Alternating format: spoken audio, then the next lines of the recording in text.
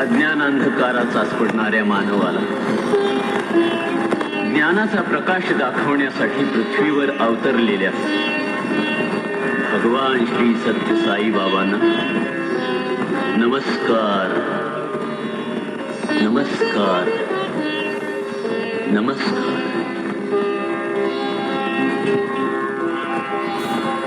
स्वर्ग धरतीवरचा तेथे दावी तो तुला,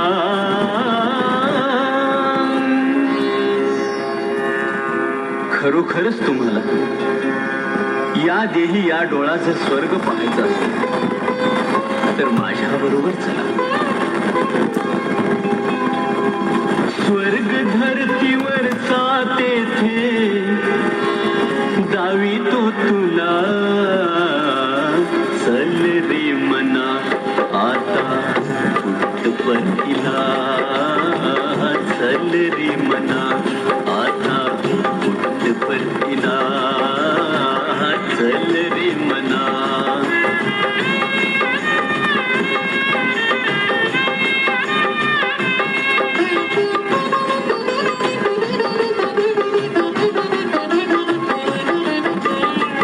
पुट्टपर्ती गाव मनोहर चित्रावती नदी तीरावर, सभोवती डोंगर निळसर मधोमधी आश्रम सुंदर. दक्षिण भारतच आधी सौंदर्याची खाण म्हणून प्रसिद्ध आहे आणि अशा या सौंदर्याच्या खाणीमध्ये चित्रावती काठचं पुट्टपर्ती हे एवढंच गाव म्हणजे जणू काही निळ्या शार कोंदणात जडवलेला हिराच वाटतो. पुट्टपर्ती गाव मनोहर चित्रावती नदी तीरावर, सभोवती डोंगर निळसर मधोमधी आश्रम सुंदर. दूर दूर जायचे तुझ उचल पाऊला, दूर दूर जायचे तुझ उचल पाऊला, चल रे मना आता पुट्टपर्तीला, चल रे मना आता पुट्टपर्तीला, चल रे मना.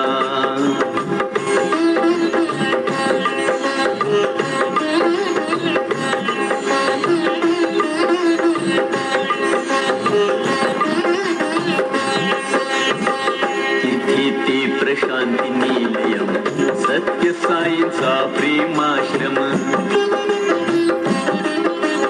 बाबांच्या आश्रमाचं नाव प्रशांती निलयम आहे. खरोखरच नावाप्रमाणे प्रशांत. हजारो देशी विदेशी भक्त तिथं वावरत असतात, पण गोंधळ नाही, गडबड नाही. सर्वांचे सर्व व्यवहार कसे शांतपणे भक्तिभावानं साईराम नामोच्चारानं चालू असतात, जणू एक सुंदर कुटुंबच. तिथे ते प्रशांती निलयम सत्य साईंचा प्रेमाश्रम, जणू धरेवर अवतरले इंद्रपुरीचे की वैभव. महाद्वारीचे गोपुर ही भिडे न भाला, महाद्वारीचे गोपुर ही खरोखरच इंद्रपुरी आहे.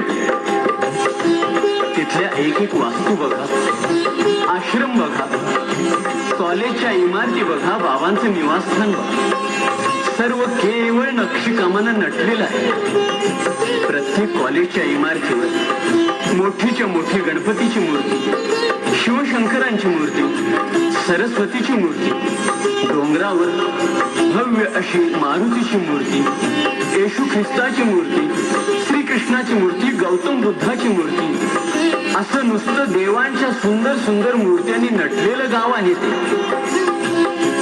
नवीन दवाखान्याची इमारत म्हणजे वास्तुशास्त्राचा अत्युच्च नमुनाच आहे. मंदिरच जणू काही. महाद्वारीचे गोपुर हे भिडे न भाला, महाद्वारीचे गोपुर हे भिडे न भाला. चल रे मना आता परतीला, चल रे मना आता परतीला, चल रे मना.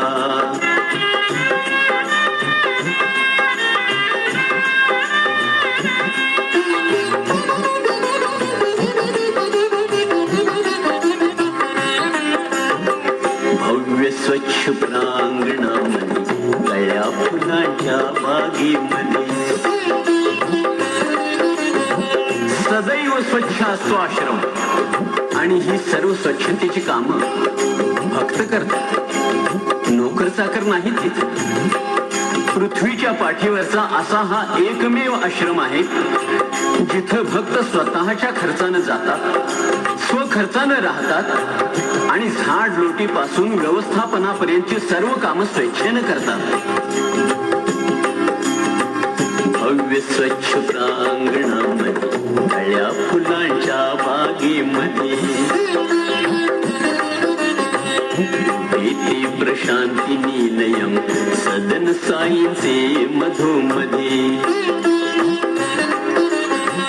आत राहते श्रीमूर्ती सगुण सुंदरा, आत राहते श्रीमूर्ती सगुण सुंदरा. चल रे मना आता परतीला, चल रे मना आता परतीला, चल रे मना.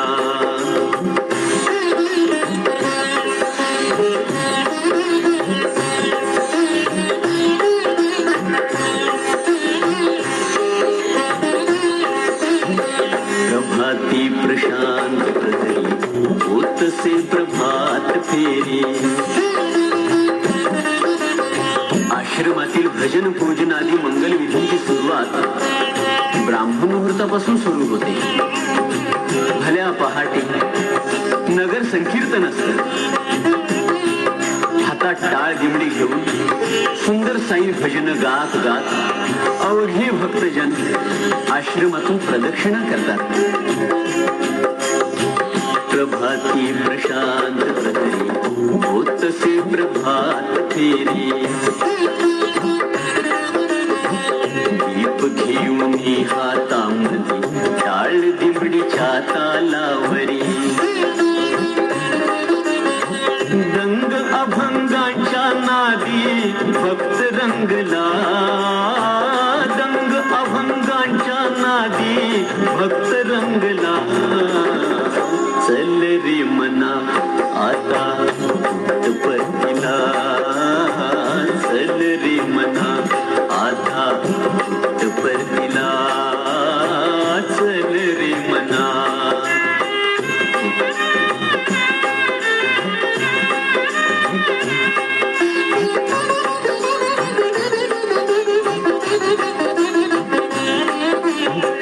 सूर्योदय समयी सुंदर भक्त करती नाम गजर. खरोखरच अनुभवण्यासारखा असतो कृष्णपर्तीचा प्रत्येक क्षण. अनुभवा, या जन्माचं सार्थक करायचं असेल तर अनुभवा. सूर्योदयाची सुंदर वेळ असते. प्रशांती निलयमच्या प्रशस्त प्रांगणात हजारो हजारो भक्त भजन गायनात तल्लीन झालेले असतात. आसमंत सुरेल भक्तीर सन भारलेलं असतं. आणि अशा अत्यंतिक उदात्त समयी सूर्योदय समयी सुंदर भक्त करीत नाम गजर. हळूहळू मंदिराची दुनिया बंद दार. पूर्वेचा जणकी भास्कर पडे दिष्टीला, पूर्वेचा. तिकडे पूर्व क्षितिजावर अंधाराची कवाड बाजूला सारून लाल बुंद रविबिंबाचा उदय होतो. आणि इकडे स्थायी सदनाची नक्षीमय कवाड बाजूला करून अज्ञान तिमीर नाशक प्रेम स्वरूप आनंद मूर्ती भगवान श्री सत्य साईबाबांचं प्रसन्न दर्शन साक्षात डोळ्यासमोर उभं राहतं. काय होत असेल भक्तांची अवस्था?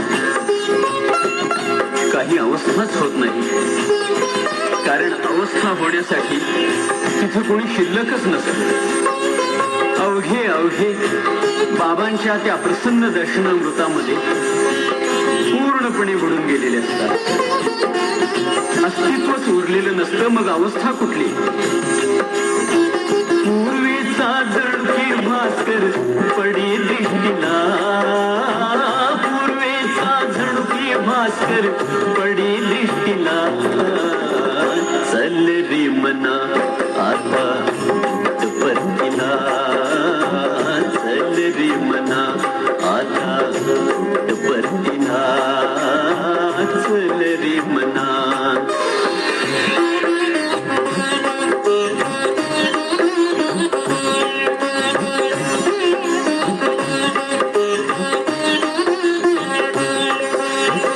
सगुण शांत सुंदर मूर्ती प्रसन्नता चेहऱ्यावरती, एक एक पाऊल टाकत पुढे पुढे येत राहती. सगुण साकार परमेश्वर अशी ती बाबांची प्रसन्न प्रशांत प्रेममयी मूर्ती भजन गायनात तल्लीन असलेल्या हजारो हजारो भक्तांना दर्शन देत देत साक्षात परमेश्वर आपल्या जवळ जवळ येऊ लागतो. तेव्हा काय होत?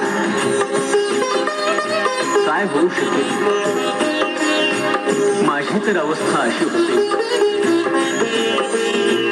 हृदयाचे ठोके चुकती वाटते मला, हृदयाचे ठोके चुकती वाटते मला, चल रे मना आता परतीला, चल रे मना आता परतीला, चल रे मना.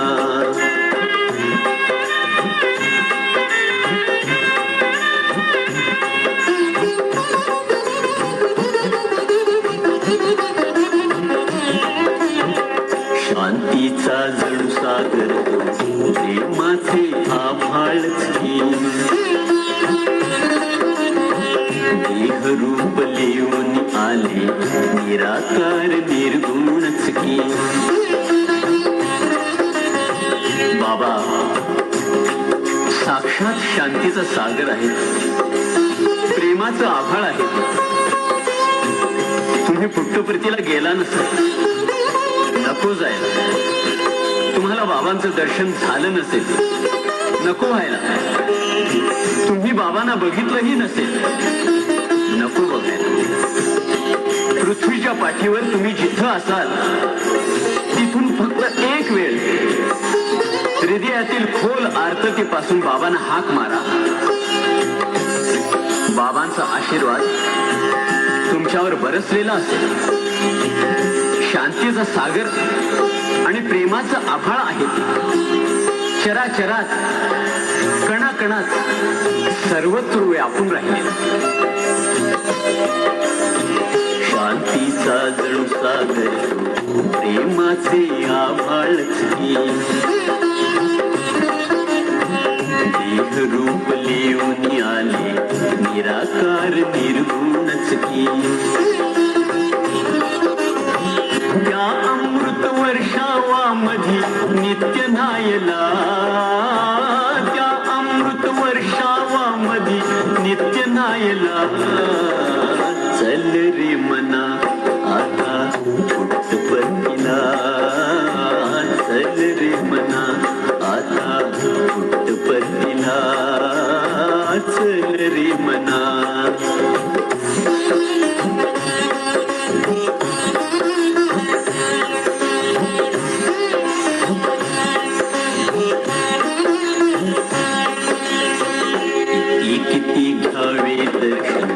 नेत्रांना नाही तृप्ती, किती वंदावे पद अधिकच वाढे अतृप्ती. भक्तांना दर्शन देऊन बाबा परत निघाले की सभोवतालचं दृश्य मोठं भावभारित असतं. अनेक भक्तांच्या डोळ्यातील अश्रूंचा पूर थांबता थांबत नसतो. बाबा निघून गेल्यामुळं सभोवार पोकळी निर्माण होते, पण अंतःकरण भरून वाहत असते. वाटतं उद्या सकाळचं दर्शन करून मगच परत जावं. सकाळचं दर्शन झालं की वाटतं संध्याकाळचंही करून जावं. अशी ती अतृप्त तहान वाढतच राहते. मोठी भावद्विधा अवस्था होते मनाची. बाह्य मन तिकडे घराकडे वाढून ठेवलेल्या व्यापांकडे ओढत राहतं. अंतर्मन जन्मोजन्मीच्या भाग्यानं लाभलेले चरण सोडायला तयार होत नाही. मोठी विचित्र अवस्था होते भक्तांची. किती किती घ्यावे दर्शन नेत्रांना नाही तृप्ती, किती वंदावे पद अधिकच वाढे अतृप्ती. नेत्री अश्रुनावरती पूर लोटला, नेत्री अश्रुनावरती पूर लोटला. चल रे मना आता पुटपतीला, चल रे मना आता पुटपतीला, चल रे मना.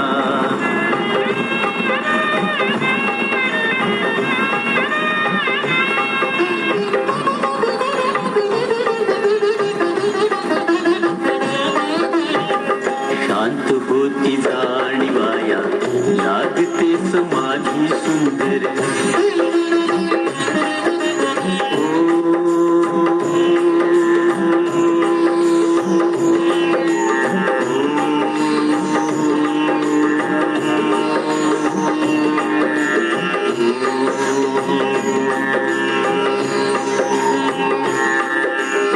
शांत होती जाणीवाया लागते समाधी सुंदर. एक दिव्य अनुभूतीचा प्रकाश तो ओंकार मधुर.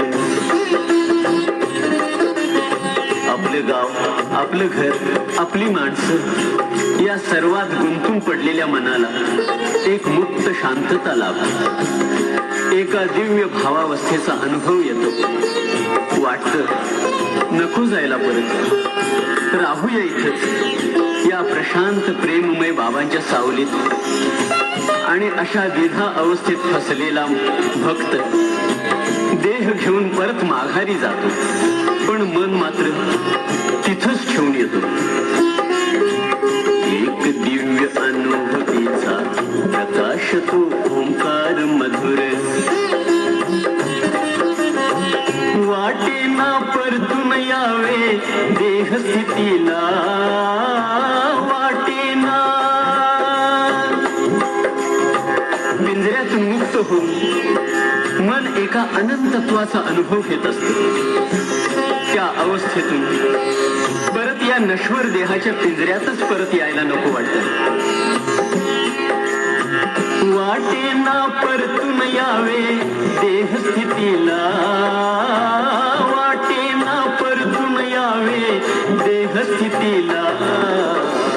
चल रे मना आता पुटपतीला, चल रे मना आता पुटपतीला, चल रे मना. स्वर्ग धरतीवरचा तेथे दावी तो तुला, स्वर्ग धरतीवरचा तेथे दावी तो तुला. चल रे मना आता पुटपतीला, चल रे मना आता पुटपतीला, चल रे मना आता पुटपतीला.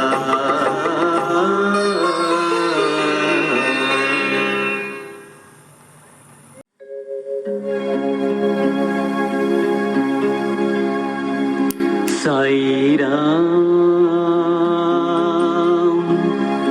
सत्यनाम अवघ्या विश्वाचा विश्राम. साईराम सत्यनाम अवघ्या विश्वाचा विश्राम. साईराम सत्यनाम अवघ्या विश्वाचा विश्राम. विश्वाचा विश्राम.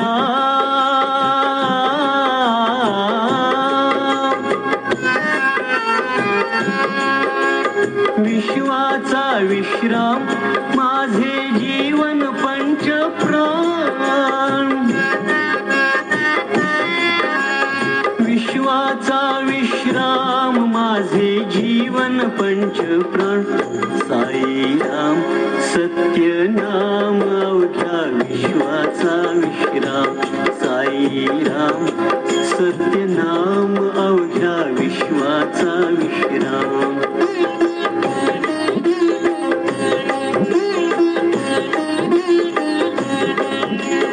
विश्वाचा विश्राम. विश्वाचा विश्राम पूर्व कर्मा स्वल्प विराम.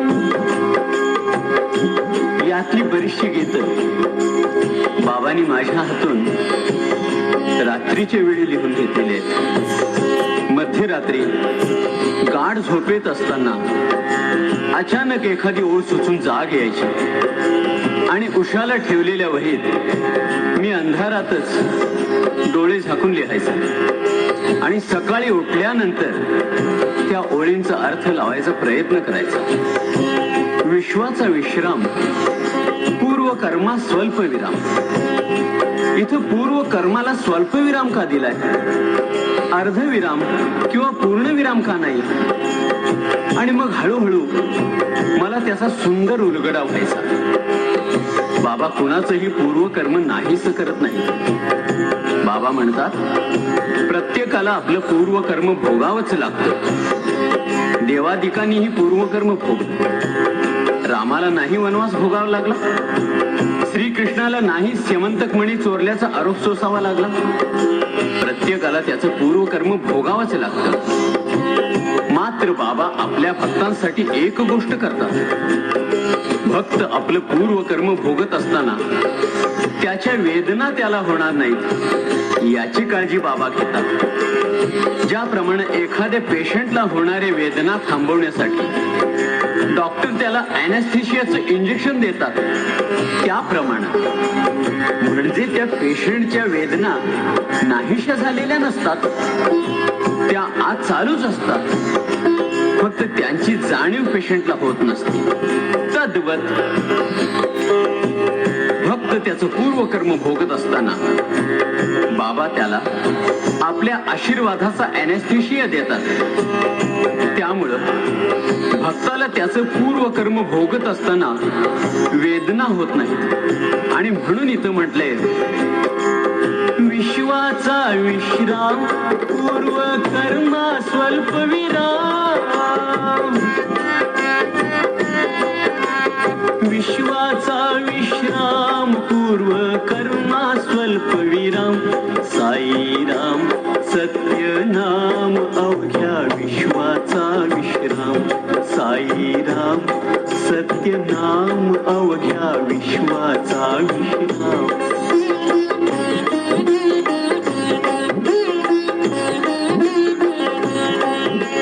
विश्वाचा विश्राम. विश्वाचा विश्राम पापाचा पूर्ण विराम. शेषागिरीराव हे केवळ बाबांचे भक्तच नव्हते, तर बालमित्र सुद्धा होते. वयोवृद्ध होताच ते अंथरुणाला खेळले.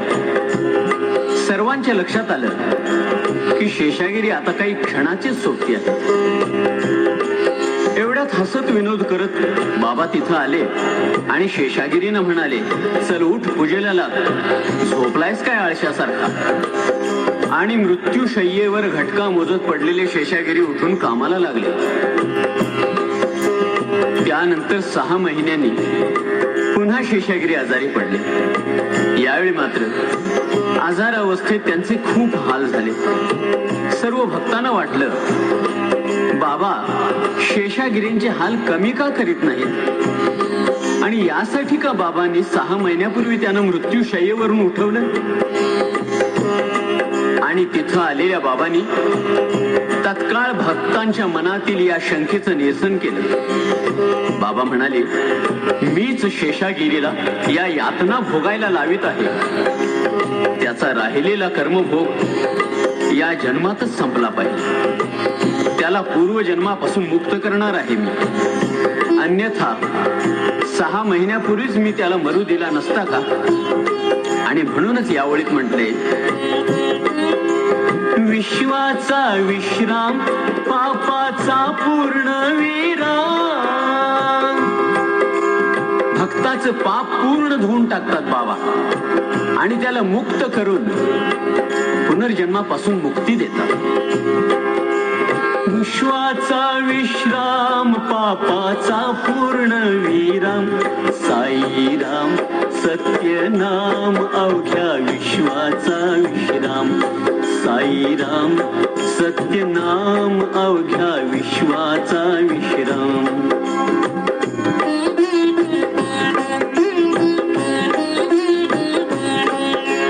विश्वाचा विश्राम दुःख दैन्याचा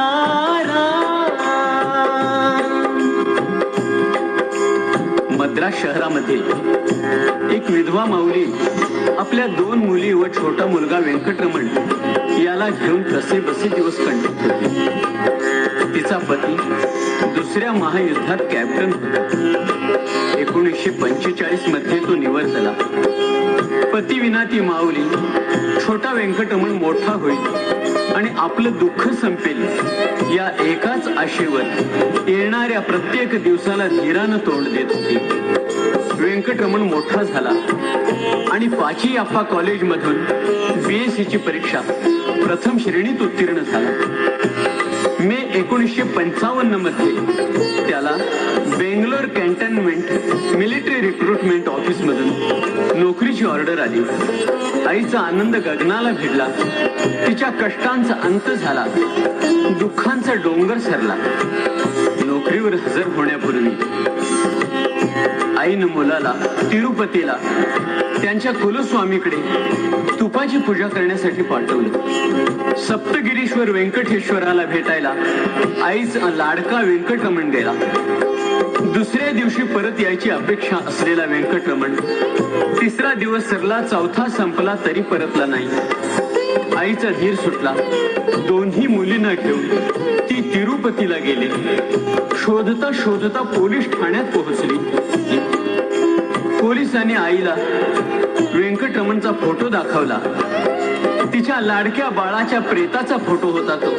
आभाळ फाटलं, धरणी दुभंगली, शतशः चिंधड्या झाल्या तिच्या काळजाच्या. पोलिसांनी हकीकत सांगितली. पूजेपूर्वी स्नानासाठी म्हणून व्यंकटरमण तिरुपती मंदिराच्या पुष्करणी तलावात उतरला. अचानक पाय घसरला, पाण्यात पडला, बुडाला आणि क्षणार्धात कारभार संपला. पोलिसांनी 2 दिवस प्रेत बर्फात ठेवलं आणि 3ऱ्या दिवशी प्रेताचा फोटो काढून दहन करून टाकलं. आत्महत्येशिवाय मार्ग दिसेना त्या माऊलीला. पण पाण्यात पडून मेलेल्या व्यक्तीचे धार्मिक संस्कार केले नाही तर त्या आत्म्याला मुक्ती मिळत नाही असं सांगतं हिंदू धर्मशास्त्र. म्हणून 1 वर्षाने ती माऊली परत तिरुपतीला आली. मुलाच्या मृत्यूचे प्रथम वर्षविधी केले आणि पुष्करणी तिला बोलावू लागली. पण 2 जीव तिला हात धरून मागे ओढू लागले. या मुलींना उघड्या जगात कुठं सोडू. रात्र झाली. बसल्या जागी तिचा डोळा लागला आणि स्वप्नात एका करुणा निदान विभूतीनं तिला हाक मारली, पुट्टपर्तीला ये. सकाळी जाग आली. स्वप्न आठवलं. पुट्टपर्ती, पण कुठं आहे ते. चौकशी करी डोंगराखाली आली. गली गोपुरम जवळ आली आणि एक वृद्ध तिला म्हणाला, तुम्हाला पुट्टपर्तीला जायचंय ना, चला मी तिकडेच निघालो. सर्वजण पुट्टपर्तीला पोहोचले. वृद्ध गायब. आश्रमात आली. चौकशी अंती समजलं बाबा मद्रासला गेले. महिनाभर परतण्याची शक्यता नाही. निराश होऊन परत निघाली तर समोर बाबांची गाडी हजर. प्रसन्न चेहऱ्यानं हसतमुख बाबा गाडीतून उतरले. आईनं स्वप्न पुरुषाला ओळखलं. बाबा म्हणाले, केवळ तुझ्यासाठी परत आलो. आता आराम कर, मी संध्याकाळी भेटतो तुला.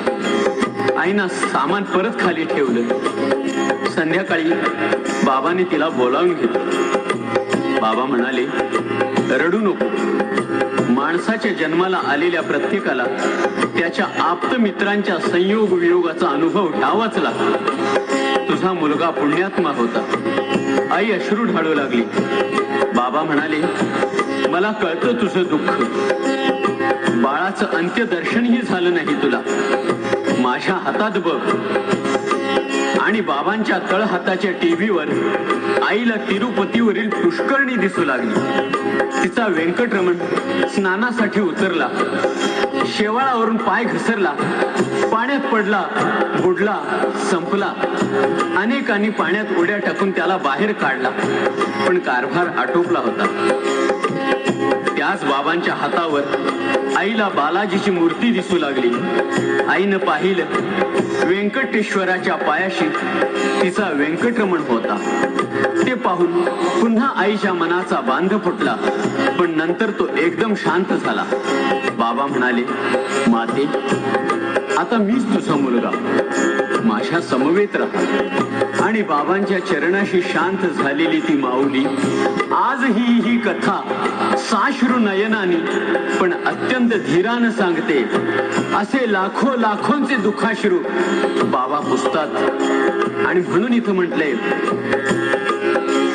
विश्वाचा विश्राम दुःख दैन्याचा राम. विश्वाचा विश्राम दुःख दैन्याचा आराम. साईराम सत्य नाम अवघ्या विश्वाचा विश्राम. साईराम सत्य नाम अवघ्या विश्वाचा विश्राम. साईराम सत्य नाम अवघ्या विश्वाचा विश्राम.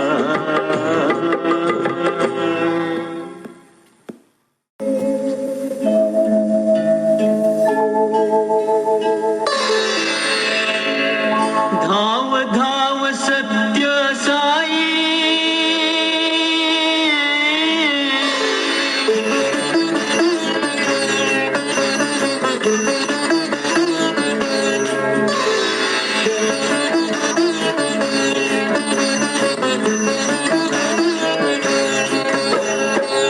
धाव धाव सत्य साई. नाव माझी गोता खाई. भवसागर भवती भयंकर तारणार कुणीही नाही. धाव धाव सत्य साई. नाव माझी गोता खाई. भवसागर भवती भयंकर तारणार कुणीही नाही.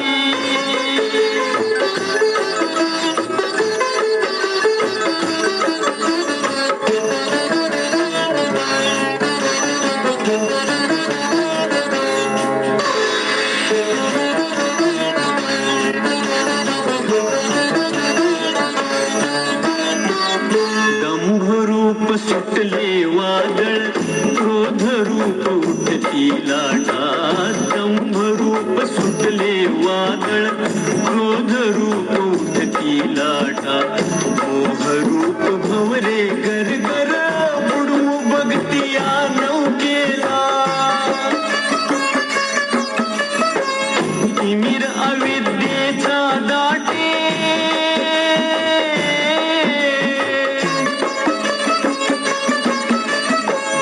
तिमिर अविद्येचा दाटे. कुठे किनाराही नाही. भवसागर भवती भयंकर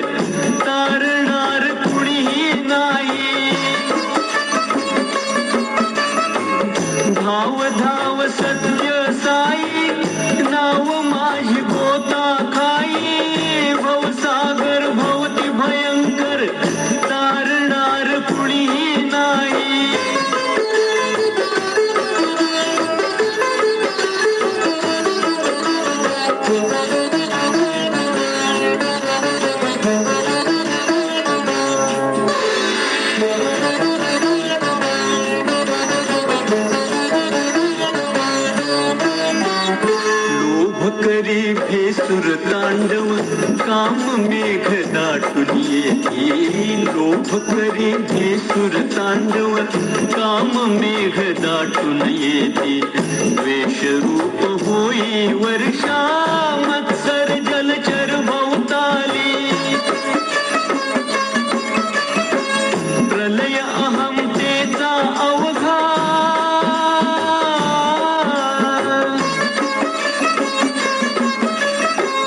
प्रलय अहमतेचा अवघा विश्वतमी बुडूनी जाई भवसागर भवती भयंकर तारणार कुणीही नाही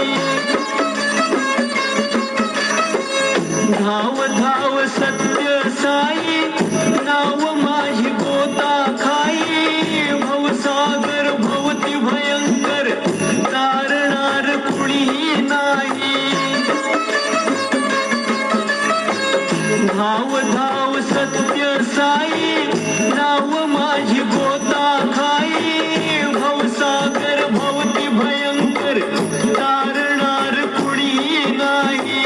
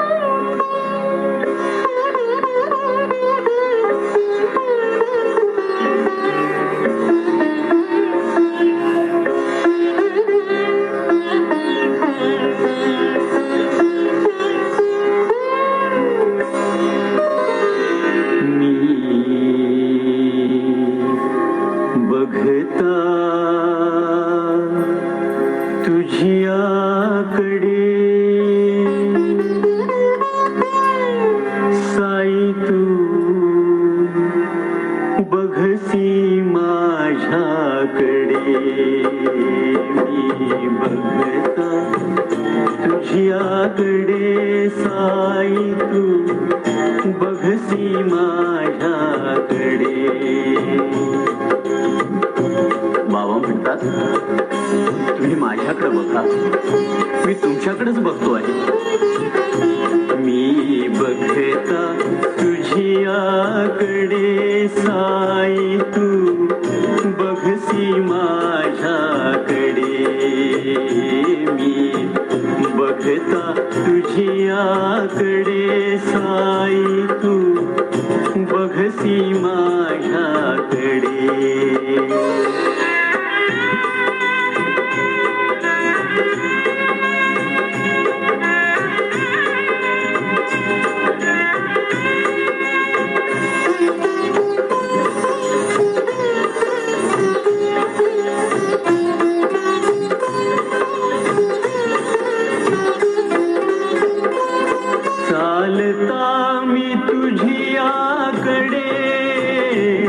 चालता मी तुझ्याकडे साई तू धावसी माझ्याकडे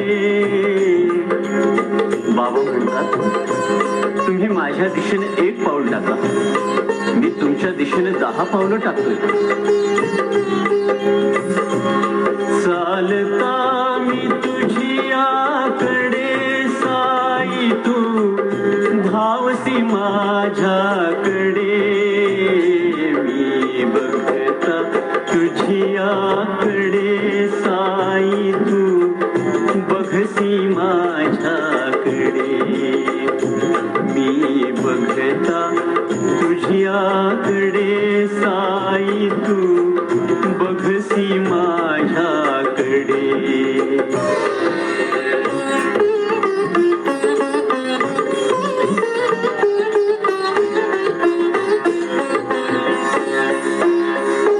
बोलता मी तुझ्यासवे बोलता मी तुझ्यासवे साई तू बोलसी माझ्या आसवे.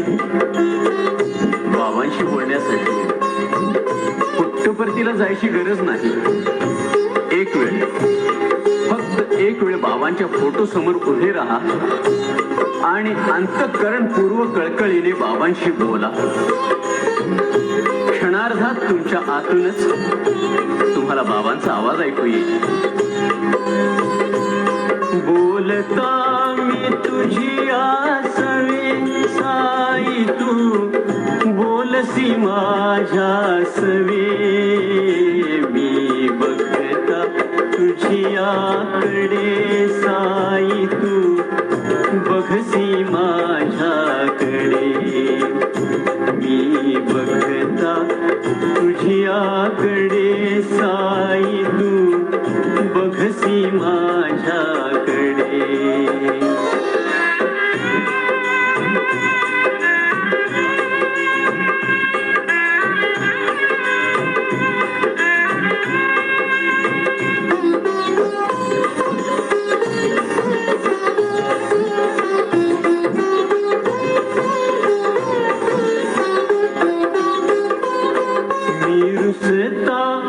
कधी तुझवरी, मी रुसता कधी तुझवरी. मी रुसता कधी तुझवरी साई, तू समजूत माझी करी. मी बघता तुझ्याकडे साई, तू बघसी माझ्याकडे. मी बघता तुझ्याकडे साई, तू बघसी माझ्याकडे.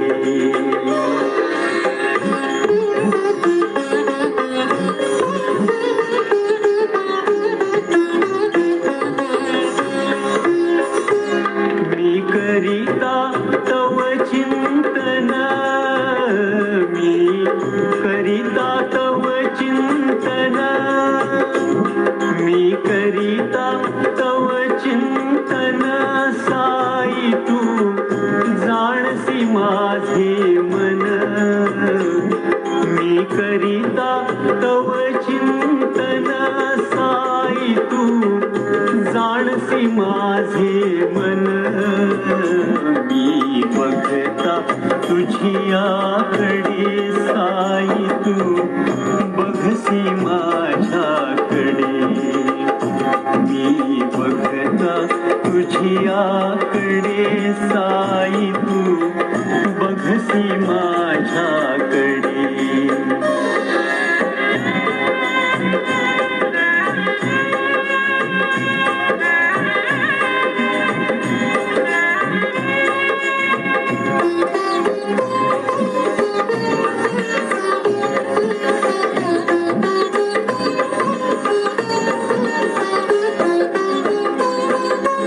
आठविता कधी तुला, मी आठविता कधी तुला साई, तू अससी मम बाजूला. बाबांचे भक्त श्री रामकृष्ण राव उत्तर प्रदेशचे गव्हर्नर असताना पत्नी सहित बरेलीहून नैनितालला रेल्वेने त्यांच्या राखीव VIP डब्यातून निघाली होती. रात्री 11 वाजता डब्यातील पंख्यामधून ठिणग्या उडू लागल्या. खटका बंद केला तरी ठिणग्या थांबेनात. डबा स्वतंत्र जोडलेला असल्याने त्याला धोक्याची साखळीही नव्हती. रामकृष्णराव आणि पत्नी अनंतलक्ष्मी दोघेही घाबरून गेले. दोघांनीही बाबांचा नामजप सुरू केला आणि थोड्याच वेळात कुणीतरी बाहेरून दरवाजा ठोठवला. इतक्या वेगात निघालेल्या गाडीचा दरवाजा रात्रीच्या वेळी कोण ठोठावतंय असा विचार करीत रावनी दार उघडले. खाकी पोशाखातला एक तरुण डब्याच्या बाहेर बाहेर दरवाजाला लोंबकळत दार ठोठावत होता. रावने त्याला आत घेतलं. तो इलेक्ट्रिशियन होता. हत्यार काढून ठिणग्यांच्या पावसात उभं राहून त्यानं पंखा दुरुस्त केला. आणि आता आपण निवांत झोपू शकता असं सांगून तो दरवाजाजवळ बाकावर बसला. पण सौ अनंत लक्ष्मी रावांच्या कानात कुजबुजल्या. धावत्या रेल्वेमध्ये चढणारा हा चोर तर नसेल कशावरून? पंखा त्यानंच बिघडवला नसेल कशावरून? चोर डब्यात असताना झोपायचं कसं? म्हणून दोघेही बसूनच राहिले. अखेर तो इलेक्ट्रिशियन स्वतःच म्हणाला, मी चलतो, आपण दार लावून घ्या असं सांगून दार ओढून तो बाहेर पडला. धावत्या रेल्वेतून हा जातोय तरी कुठं हे पाहावं म्हणून रावने दार उघडून पाहिलं. पण इलेक्ट्रिशियन गायब. मी आठविता कधी तुला, मी आठविता कधी तुला, साई तू असशी मम बाजूला.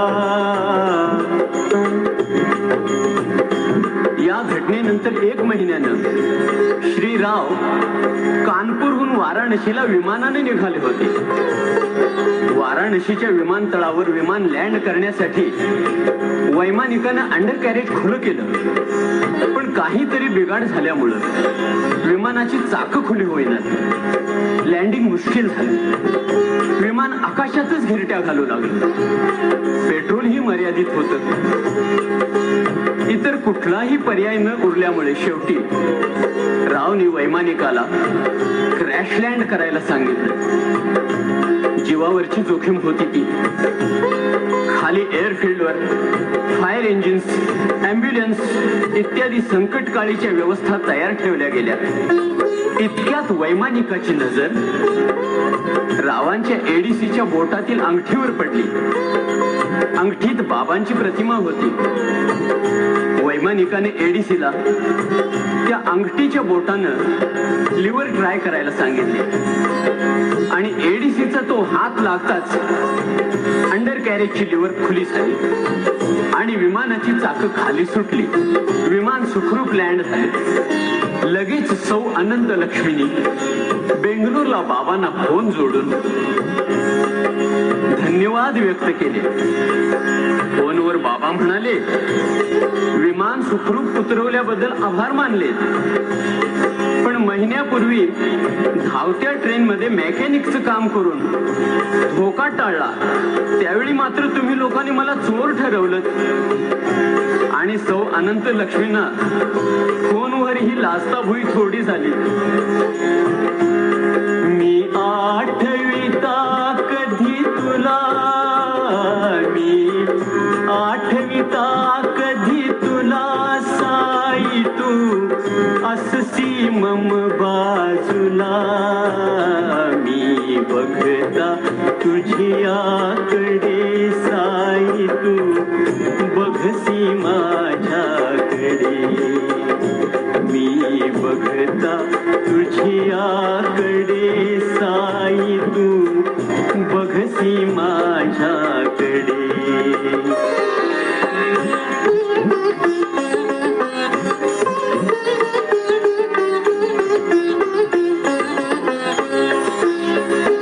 मी बावरता कधी मनी, मी बावरता कधी मनी, मी बावरता कधी मनी, साई तू उभा पाठी मुनी.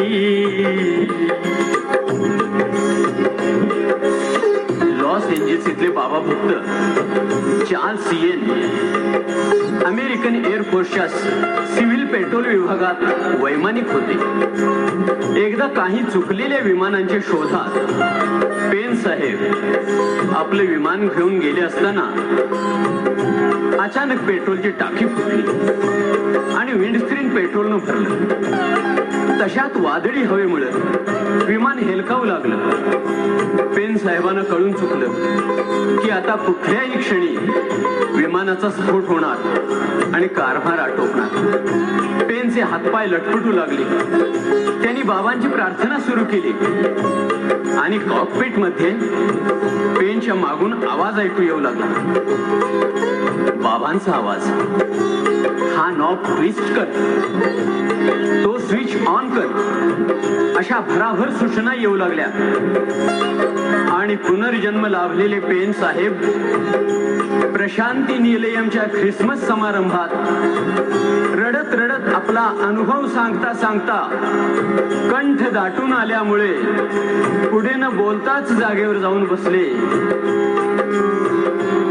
मी बावरता कधी म्हणे, मी बावरता कधी म्हणे, साई तू उभा पाठी येऊनी.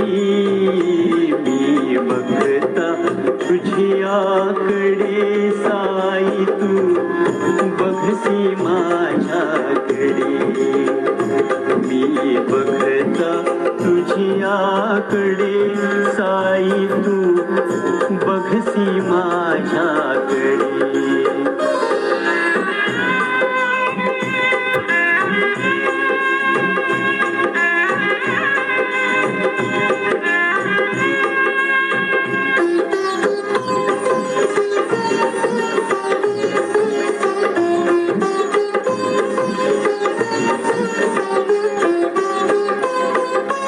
धरिता तव पाऊला, मी धरिता तव पाऊला, मी धरिता तव पाऊला, साई तू धरिसी हृदयी मला.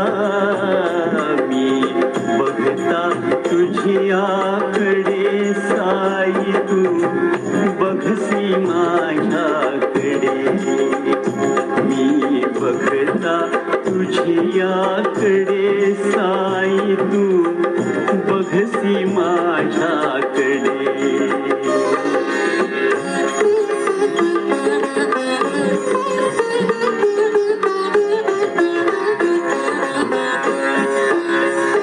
क्रंदता मी तव भेटीला, क्रंदता मी तव भेटीला, क्रंदता मी तव भेटीला, साई तू पुसशी मम अश्रुला.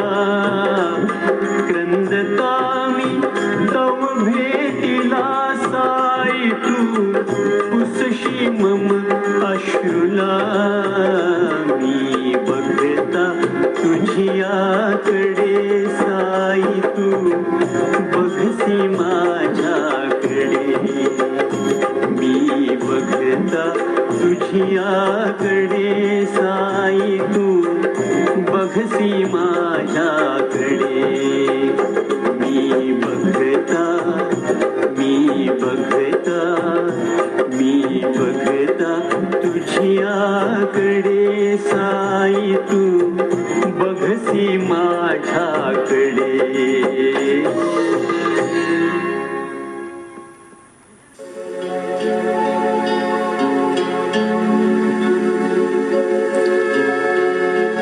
अजाण मी तव बालक साई,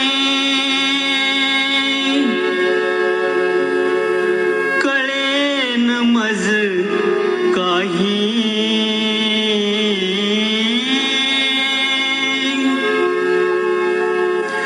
अजाण मी तव बालक साई,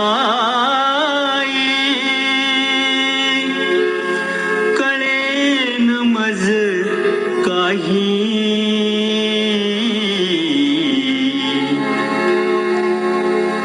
वेडी वाकुडी भक्ती माझी गोड करून घ्यावी. वेडी वाकुडी भक्ती माझी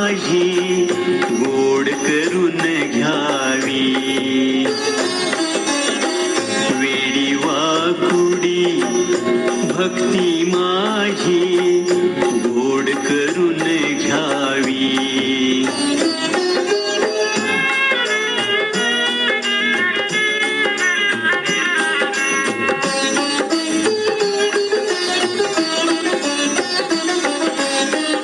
कसे जपावे नाम आपुले, कसे करावे ध्यान.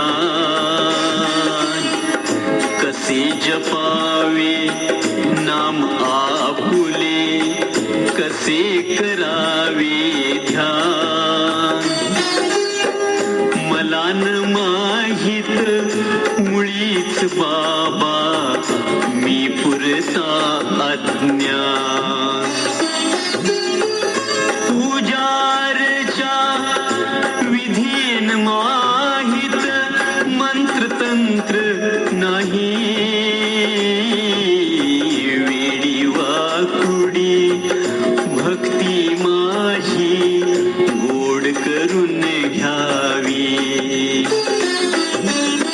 वेडी वाकुडी भक्ती माझी गोड करून घ्यावी.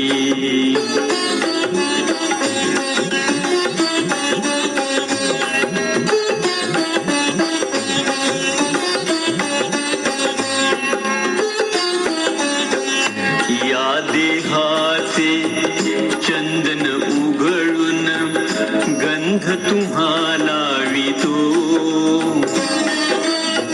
या देहाचे चंदन उघळून गंध तुम्हाला वितो. अंतरातली भक्तीची फुले तव चरणी अर्पितो. दोन नेत्रातील दीप उजळूनी करीतो तव आरती. वेडी वाकुडी भक्ती माझी गोड करून घ्यावी. वेडी वाकुडी भक्ती माझी गोड करून घ्यावी.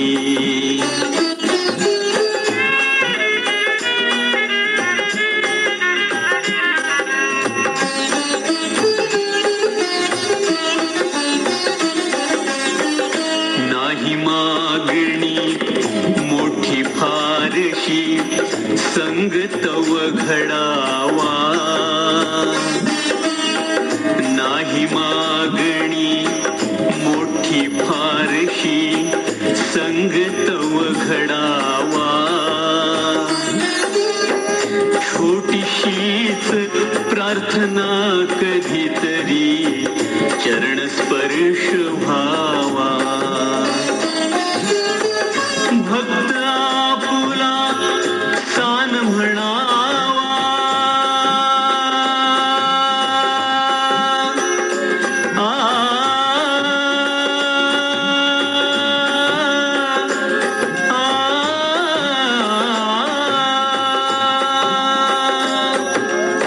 भक्त आपुला सान म्हणावा, हीच आस अंतरी. वेडी वाकुडी भक्ती माझी गोड करून घ्यावी. वेडी वाकुडी भक्ती माझी गोड करून घ्यावी.